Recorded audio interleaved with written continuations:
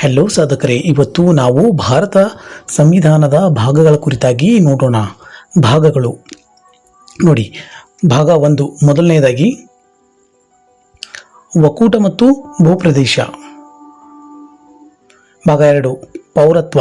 ಭಾಗ 3 ಮೂಲಭೂತ ಹಕ್ಕುಗಳು.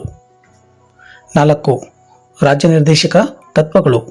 5 ಕೇಂದ್ರ ಸರ್ಕಾರ. ನೋಡಿ, 4A ಮೂಲಭೂತ ಕರ್ತವ್ಯಗಳ ಕುರಿತಾಗಿ ತಿಳಿಸ್ಕೊಡ್ತದೆ. 6 ರಾಜ್ಯ ಸರ್ಕಾರ. 7 ರದ್ದುಪಡಿಸಲಾಗಿದೆ. ಮೊದಲ ಪಾರ್ಟ್ ಬಿ ರಾಜ್ಯಗಳಿಗೆ ಸಂಬಂಧಿಸಿರುತ್ತದೆ.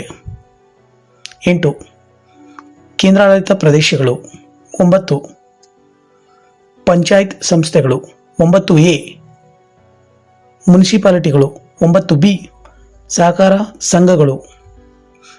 10 ಅನುಸೂಚಿತ ಮತ್ತು ಬುಡಕಟ್ಟು ಪ್ರದೇಶಗಳ ಕುರಿತಾಗಿ ತಿಳಿಸಿಕೊಡುತ್ತದೆ.